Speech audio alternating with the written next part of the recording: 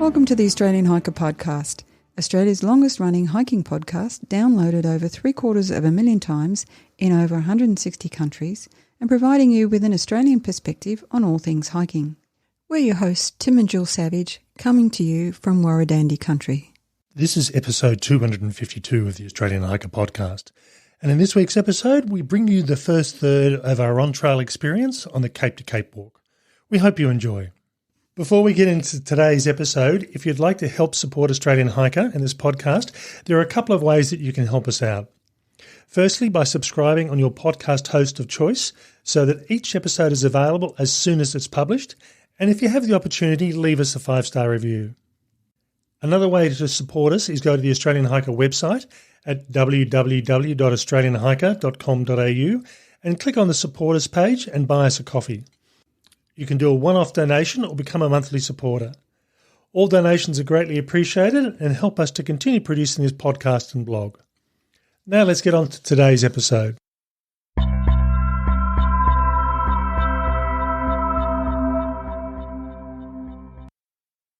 In this series of recordings to follow, we bring you the first third of the Cape to Cape track, starting from our base in Canberra and finishing off at Gracetown.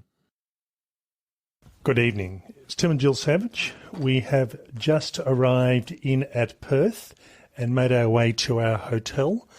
It's 11:20 p.m. And Canberra time, that equates to 2:20 p.m. So long trip. And we were both pretty tired from a couple of hectic weeks at work. So we've checked in. We've pretty much got our packs ready to go. Just the last few minutes, the last few things of final packing to do in the morning after we've had breakfast. For us, this is very much a planes, trains and automobile. So we flew into Perth, we catch a train tomorrow morning down to Bunbury, and then we catch a bus to Dunsborough after that, and that gets us into Dunsborough roughly at around about 1 o'clock. So, yeah, very much as I said, a planes, trains and automobile experience. Yeah, it was a pretty full flight on the way over, and I think just given the time difference and so on, we were pretty tired about it. It's been raining here. It's going to rain tomorrow, but I guess we'll spend part of that on transport, so that might not be such a bad thing for us. It's looking good further south, so fingers crossed. They're not forecasting rain, but who knows, weather changes, so it's just see it as it comes. Okay, it's really weird. I mean, I typically will get up around about 4 to 4:30, depending on what I'm feeling like, and given that's only a couple of hours away from my normal routine, it'll be interesting to see how that goes. Yeah, don't wake me up. But yeah, so I think definitely looking forward to having a good sleep. And, then we don't have too far a walk to go to the train station in the morning. So that was a reason for picking the hotel we did, to somewhere close so we didn't have a huge walk to get there. All right, we will head off to bed for a good night's rest.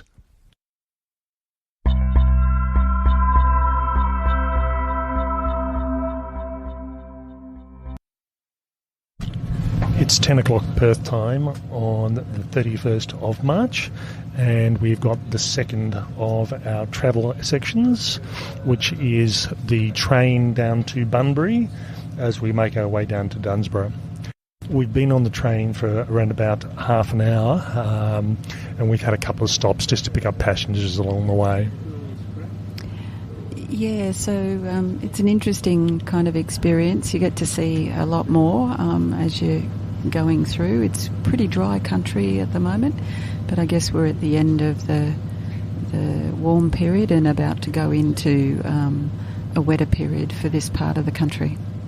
And we did actually have rain this morning, so it was actually reasonably steady sort of rain, but it seems to have abated for the moment, and it seems to be sitting above where we're heading to, but I'm sure we will still get rain on this trip as well. Okay, on we go.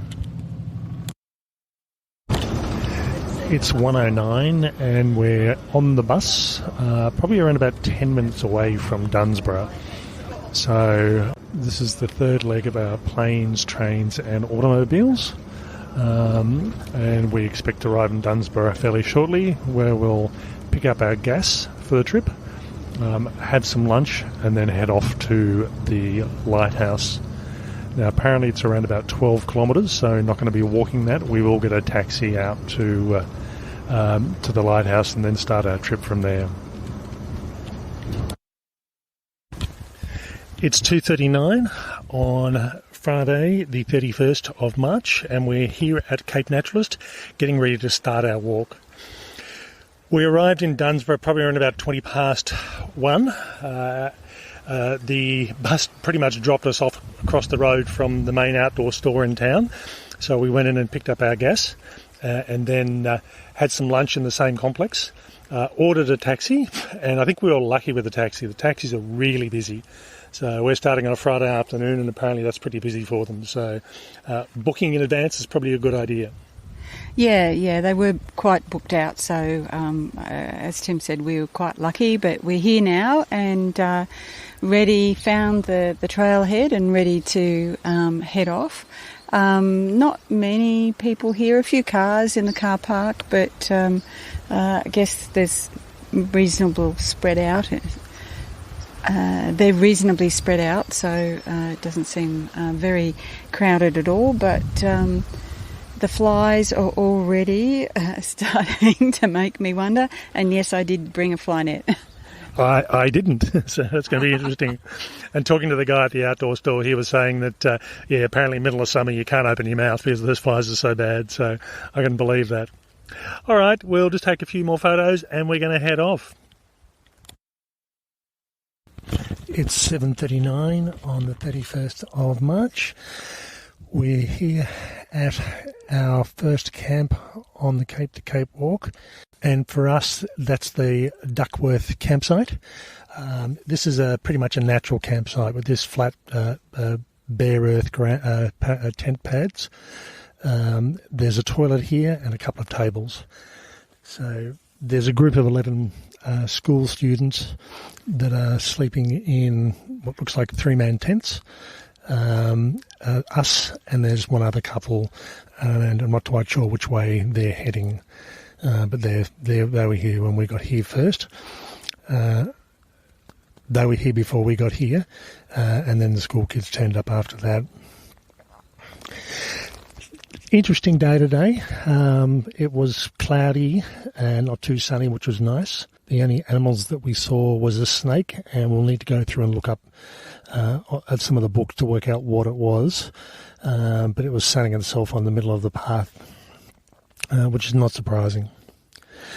Approximately the first 4 kilometres of this track was bitumen path, and up until the main lookout, it was reasonably wide and well maintained, and then past the lookout, it looks like it doesn't get pruned that often. There's the shrubbery sort of starting to grow over onto the path. Once we got past Sugarloaf Rock, which was the first major lookout area, we were pretty much onto natural dirt track. The track itself is very sandy sort of soil, which you'd probably expect in Western Australia. And in some instances it was actually quite soft. So there was one part of the track which was probably only about 600 metres where we walked along the beach. Very sandy, very soft with a bit of slope. So that's certainly slowed us down. And getting back up to the top of the cliff line again meant dealing through or working through some very soft sand that bogged us down and slowed us right down. The group of school kids looked like they actually took the management road option, and we were ahead of them at one point. They met up with us, and then we sort of got ahead of them again. So, yeah, it's been a really nice afternoon because it was just an afternoon for us. We started a bit late because of the train and the bus trip. We pretty much had every type of terrain today, so that's kind of a good indication. We got through it, so anything after that, I think, is probably going to be doable. Tim didn't mention that there is a water tank here, so there's plenty of water, but obviously we're still filtering it, and we decided to fill up bladders with water tonight to save the rush in the morning. I suspect there's a few empty bladders needing topping up. So here we are, where this tent doesn't feel anywhere near big enough. I'm not quite sure what's happened since the last time we used it, but I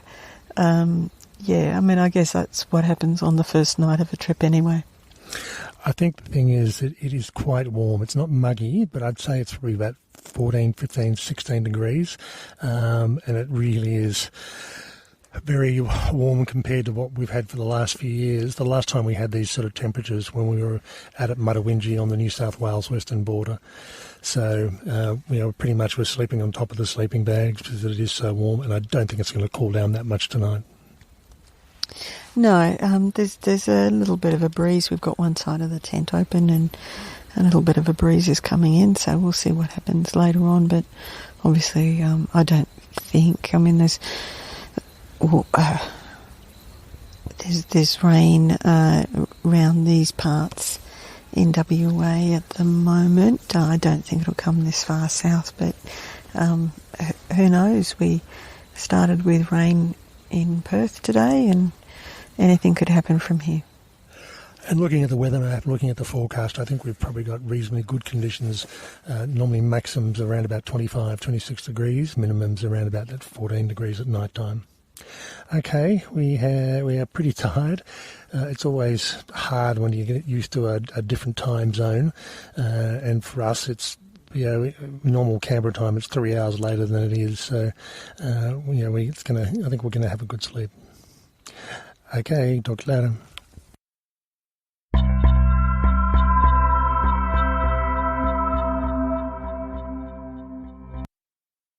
It's 7:18 on 1st of April. We're here at Mount Ducksworth Camp, and we're pretty much packed up. All we've got to do is this last recording and just jot down a few facts and figures, and then we're heading off for the day. Warm night last night, which is what was expected. I mean, the temperature forecast for this trip is around about 13, 14, 15 degrees at night time, which is reasonably warm. And given the sleeping bags we've got, I opted to bring a much lighter weight sleeping bag, and Jill's using my sleeping bag, which is still a warm sleeping bag, but it's not as warm as hers. It doesn't take up as much room in the tent, does it? Or the pack, yeah. Mount Duckworth Camp is a nice little site. It's basically treed by melaleucas that are about 5 metres in height, so there's reasonable protection, reasonable shade if you're here during the daytime. There's 2 picnic tables, there's a toilet block with a couple of large water tanks, plenty of water. We had around about 13 people here last night in total, so water wasn't an issue. Toilet paper in the toilet was pretty good. It's just one single composting or long drop toilet, and lots of toilet paper. There's probably enough toilet paper for 2 or 3 weeks by the look of it. They obviously come in on a regular basis and top it up. Having said that though, always bring your own toilet paper, because the time you don't is the time that they've run out. The campsites themselves are just flat, sandy sort of pads, so we ended up getting a bit of, or me mainly, getting a bit of soil or sand into the tent. So it's worthwhile having a doormat, if you like, even if it's just a pack liner or something like that. And just storing my pack outside last night, I've got a light grey pack, and it's starting to get pretty dirty pretty quickly. That's the joys of having light coloured packs. Yeah, I've got, mine's a kind of a pale coral sort of colour, and I actually took my pack liner out and rested it on the pack liner, so it's still looking pretty good. So, maybe that's a little bit of that's something I generally do, but something to think about. Good night. We slept with the one side of the tent open, which was kind of nice, and it was clear and very, very calm. Occasional breeze, but it was just a breeze enough to give you a bit of fresh air, and Still getting used to being in the tent after a little bit of time away from being together in a small space. So hopefully tonight we'll get a slightly better sleep. I had a good sleep. Yeah. Now, issues with this campsite, again, apart from the sand, we noticed there's some crows and some magpies wandering around checking out the picnic tables, so I wouldn't walk away from the tents or and leave food out in the open. Because you're likely to find it's disappeared. Didn't hear any marsupials last night or any bush rats, so whether they're here or not I don't know, but certainly didn't hear anything wandering around. Yeah, it didn't bother us at all, so stayed away. And the other thing which seems to be known for this campsite is that there are bees around the water tank. So when we got here last night, we just went and grabbed some water to cook dinner, and we had to work our way through the bees. And I think both Jill and I are allergic to them, which was really good. But yeah, they seem to be used to hikers. Well, we're allergic to the bee sting. Yeah, not the bees. Not the bees. Yeah, so I think they seem to be okay as long as you don't harass them and try and swat them. They seem to be happy to work in with you. Given the large number of people, we opted to top up our water bladders last night, which was a good move. It gets out of the rush in the morning, but the bees were back again around about 6:15, even though it wasn't quite light. So they're here pretty much through most of the day, so something to keep in mind. All right, that's us. We've just got one more last thing to do, and then we're going to head off to start for our next day. Good morning, it's 9:51. We've just stopped at the end of a beach walk which was about 2 kilometres long, and apparently this is called Smith's Beach, but we've just stopped to do a bit of recording, have a snack before we continue on. We've got about 16 kilometres left to go until our campsite today, which is Moses Rocks, and tomorrow is actually a slightly shorter day by about 2 kilometres, so next 2 days aren't too bad. They'll keep us busy, but they're not too bad. The sand along the beaches is a bit soft. It's hard to actually find a good hard patch to get firm footing, but that's the way it is. We deal with what we've got to deal with. Yeah, look, this is probably a walk not to do if you don't like sand and don't like beach walking, because there's a lot of it so far. We've only done a day and a bit. Interesting. You can go around, I guess, in some cases to lessen the beach walking. But, even on some of the cliff tops, you're still in quite deep sand. Okay, that's pretty much us. We'll talk later. It's 2:20 on Saturday the 1st of April, and we're just having a break on the side of the road and just to record a podcast. We have roughly about 8.5 kilometres left to go to Moses Rocks, which is our campsite for the night. And today's been a very much a beach day, walking along beaches, walking along sandy roads, which is what we're doing now, which is probably worse than the beaches, and coming out on and off beaches is pretty much what we've been up to. Yeah, Tim forgot to mention the rock scrambling that we had to do. So it's been a pretty tough time so far, and we've got 8.5 k's to go if we stay on this sandy kind of track. That probably won't be too much of a problem, but it's a hard walk today. The cloud covers come in, which is good, because the temperature was actually quite warm around about midday. I think the forecast was for 25 degrees, and the cloud covers come in, the winds come up, so that's cooled it down a bit, which is nice. Yeah, I'm glad of the cloud cover, and we do have a few winds every now and then, so that's pretty good. But when the sun's out, it feels much hotter than 25 degrees, that's for sure. So we're all covered up, head to toe, and that adds to the fact that we're all a bit warm, and the flies aren't as bad, but they're not great, and there's some bitey flies as well, particularly in this spot where we're sitting. Okay, on we go. It's 7:18 on Saturday, the 1st of April, and we're here at Moses Rocks, the second campsite on the Cape to Cape walk, for us at least anyway. We arrived at camp just on 5:30. We've set up a tent, had dinner, had a wash, and we're here in our tent, just about to go to bed. This tent doesn't have bees around the water tank like the last one did, but so what we do have, we think, is a bandicoot that's obviously very used to hikers, really does not care. So I got a video of it underneath the table where I was sitting, and it was just looking for food. And it has been inspecting the tents as well. So it's been foraging the whole time, so that we've been here, and very unfazed by people. So yeah, we expect it to come visiting the tents at night time just to see what it can find. Today we did 22.9 kilometres, very hard kilometres. We had beach walking, which was fine, but a lot of the management road which we were walking on in some areas were sandier and softer than the beaches were.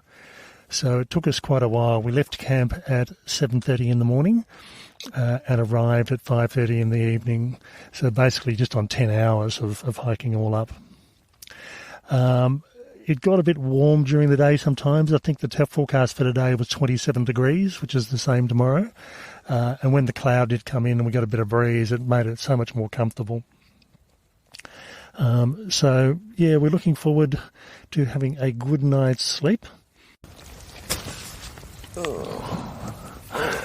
And Jill just squashed a mosquito that had obviously been sucking on one of us because there's blood all over the tent fly now. So I don't know who that one was, probably me. All right, time to go to bed, and we'll talk to you in the morning.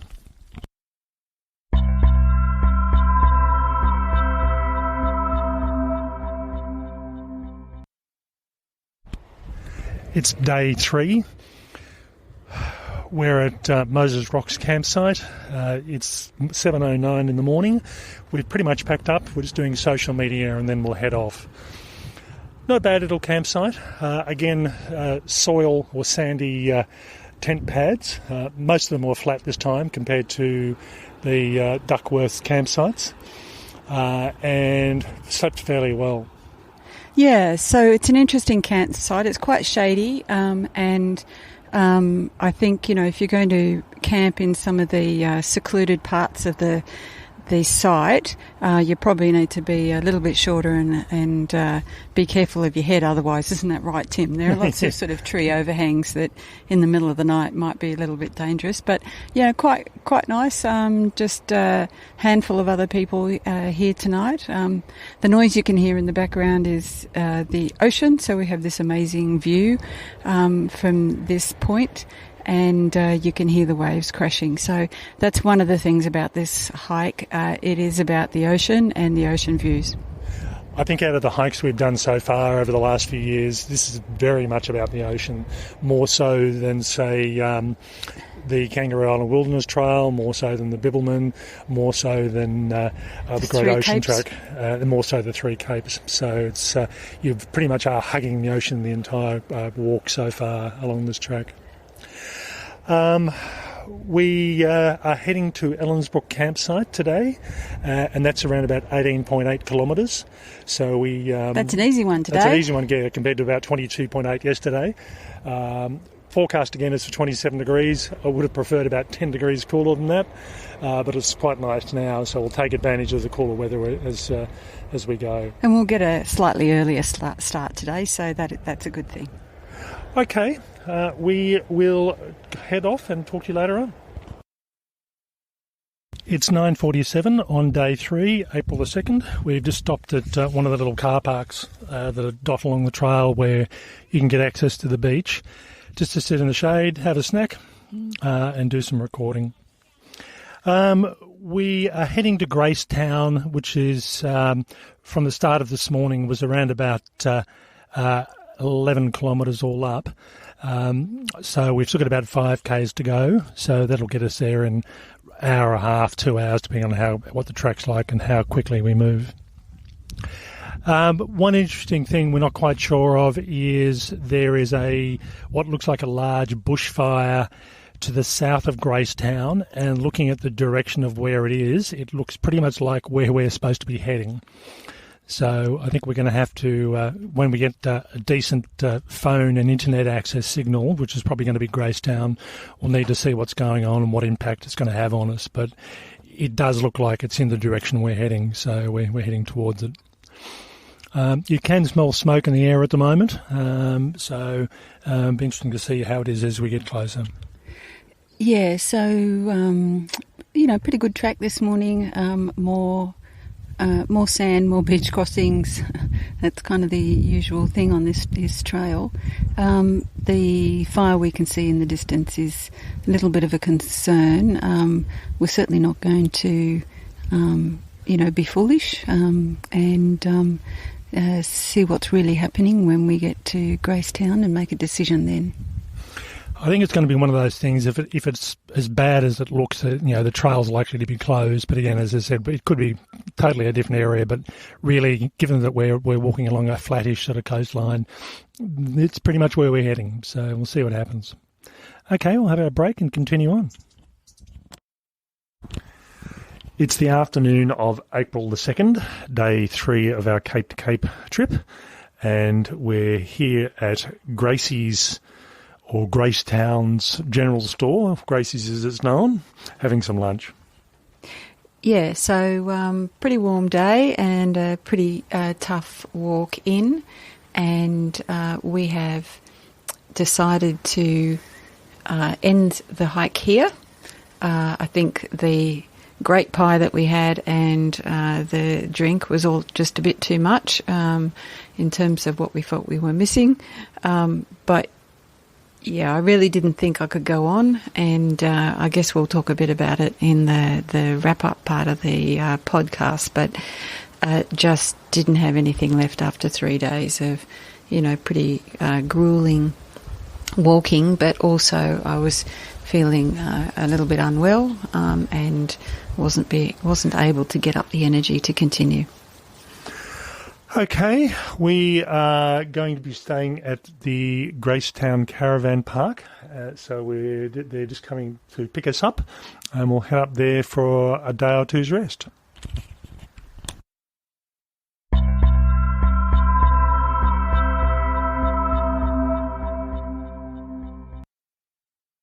Okay, so this is where we finish off our journey on the Cape to Cape walking track for the moment.